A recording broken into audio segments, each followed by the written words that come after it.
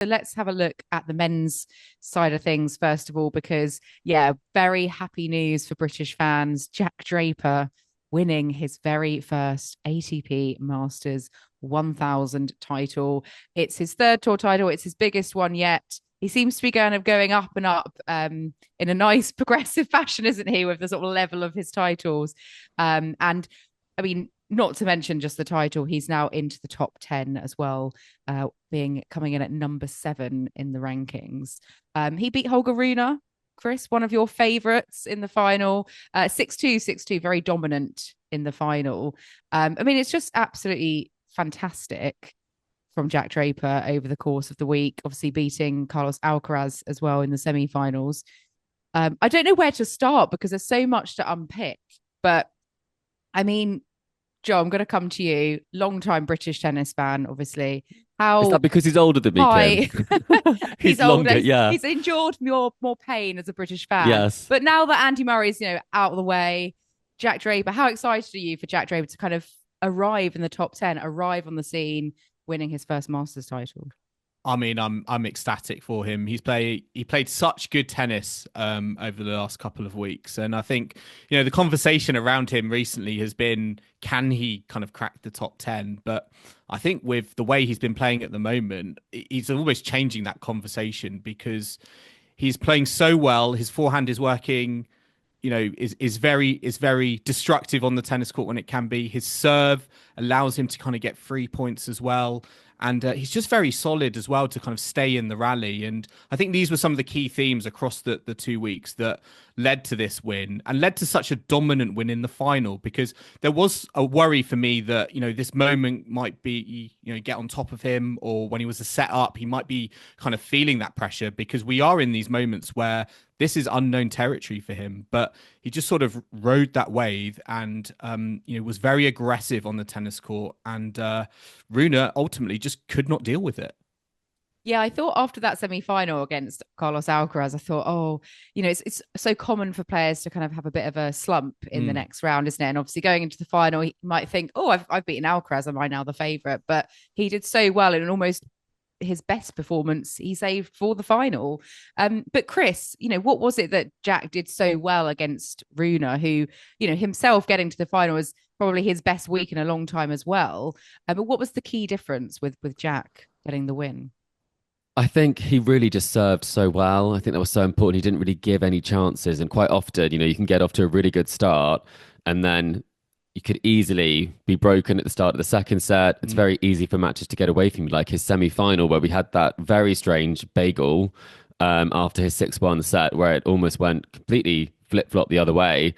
He closed the door and he never opened it again. I mean, 10 aces, 0 double faults. He didn't face a break point, and Rune didn't really wasn't really at the races that day. I think that also helped that we're talking about the pressure being on Jack in that environment, but at the same time, it's been so long since Holger has actually, I say so long, it's probably a bit of an Mm. exaggeration, but Holger hasn't been in the final for quite some time. And it's been a while since that Masters triumph in Paris, where everyone tipped him to be the next big thing. He was in that conversation with Sinner and with Alcaraz. So there was a lot at stake for him as well. So I think probably the nature of where the pressure lied would probably be more on Holger because of the fact that he hasn't had those results, whereas he's only on an upward trajectory at the moment.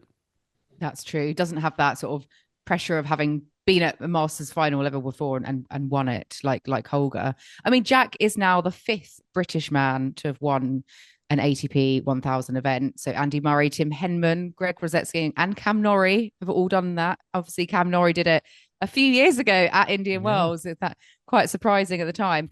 They all went on to reach top 10. Jack's done that as well. But Joel, out of those other 4 players, is there anyone's career trajectory you think Jack Draper might kind of follow, or what's next for Jack? How high can he go? Yeah, I certainly don't think that this is going to be his only Masters title, and it's incredible to see the achievements that he has kind of ticked off the list over the last 6 months. Grand Slam semi-final appearance, top 10, first Masters title. I do think these sorts of tournaments are tailor-made for him. There's best of 3 environment across 2 weeks, almost sort of like as I say, a 3-set Grand Slam. And I still do think there are questions there with that best of 5 format, but that's why I think this environment and this format works so well for him. In terms of what's next, I think certainly, I do think he's very close. I mean, if you look at the rankings and the number of points, top 5 is not out of the realms of possibility. And I think for him, it's just a case of consistency, making sure he's fit, because I think if he does, the tennis will take care of itself. And I wouldn't be surprised if we see him at the tour finals at the end of the season. And I mean, I don't like to make you put numbers on you, on your heads, but how many titles do you think he's picking up this season? Ooh, Masters title? Well, any title. I think he's going to win 3 more titles this season. Okay. What about Grand Slams? Is he contending for Grand Slams this season? He's already got a semi-final under his belt. He's proven he can, beat the top names here. Although he hasn't played, Yannick Sinner. There is maybe still an asterisk. He's still got to beat Sinner. Yeah, beaten Alcaraz twice in his career, though. I can see that. I think probably the Alcaraz result last year was a really big turning point for him, where he suddenly thought, you know what, I really can challenge people at the top. And I think the fact that he was going to give up the sport and now he is having this success, I feel like to actually find that motivation when you thought, you know what, I'm not sure I'm cut out for this, and found out you are, I do think he really will have the bit between his teeth. And I think he's only going to go up and up. I don't necessarily think that on these sorts of seasons, you then tend to win a slam that same season. I think if there is a big result like that, it might be the US Open. I think that court does lend itself more to his game potentially. But I mean, the slow court at Indian Wells, I think that's a lot of pressure. That match with Norrie where he lost, I don't think he ever should have lost that match. So it makes me think that maybe, although he's played some great tennis in front of his home crowd in Manchester, he's played some great Davis Cup matches, I do think that is a level of pressure that doesn't necessarily exist in the same way at the Queen's Club. I think Wimbledon is obviously a huge deal. Clay, I'm not so sure about Clay though. I do think he's going to definitely win a slam at some point. I'd say definitely. I'm really confident of that. I mean, Yannick Sinner is still playing. He's only banned for 3 months. But what do you think? Can he win on clay? Can he win on grass? I think hard would be the most likely surface for a first slam. I mean, it's amazing that we've been having these conversations. 1 week on, and we're like, how many slams? Talk about getting ahead of ourselves. Yeah. But Sorry, American listeners. Grass, the pressure of the home audience, I think on grass for now might be a bit too much too soon. I think he should just maybe not get too ahead of himself as well, like himself, just focus, week by week on the tour and consistently doing well at these events. I think that's kind of key for now. Not many points to defend on clay. Joel, how do you think he can do? Do you think he can make some big inroads there? Because he didn't really win many matches at all in the run up to Roland Garros and went out in the first round. Yeah, I do think clay is probably still the biggest unknown at the moment. But as you say, it's like if he can ride this momentum into the clay season with the lack of points that he's got to defend, it certainly is a big opportunity for him. I do think it's a little bit tougher because I do think, you bring in the South Americans and, the Europeans. I think it's a bit more of a challenge, but I certainly think his game, it just feels so solid all round. I think, he can maybe have a game like an Alexander Zverev on clay that works quite effectively, because I don't care what surfaces if it is.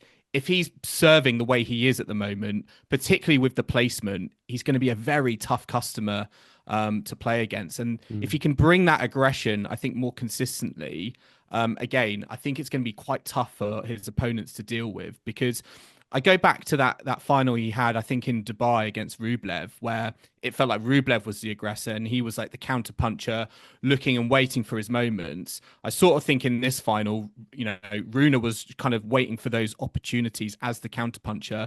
We saw throughout the 2 weeks that when the rallies were extended, Rune was winning a lot more points. That was where he was making a lot more gains. So Draper taking the initiative, I really liked and really enjoyed to see that in the final. And the fact that any sort of worry or adversity, any sort of love 15, getting cheap points on his first serve, hitting up with kind of first strike tennis, kind of really served him well. And I can see that serving him well in the clay season as well. Do you think the physicality involved as well? I think that's a big thing that we always had a question mark around, the hip, even as recently as Australia.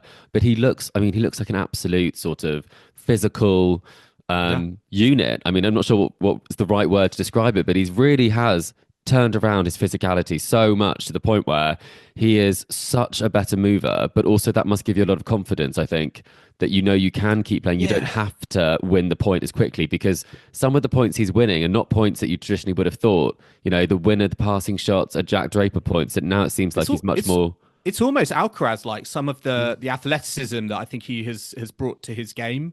He's sliding around the court. I've been so impressed by that since the start of the season. I still think there are question marks there over maybe like longevity and endurance in matches, and I think we're only going to really know that when we get into more and more kind of best of 5 set matches in Grand Slams. But certainly during points, staying in the point, creating these kind of spectacle moments, I certainly think he's up there with Alcaraz.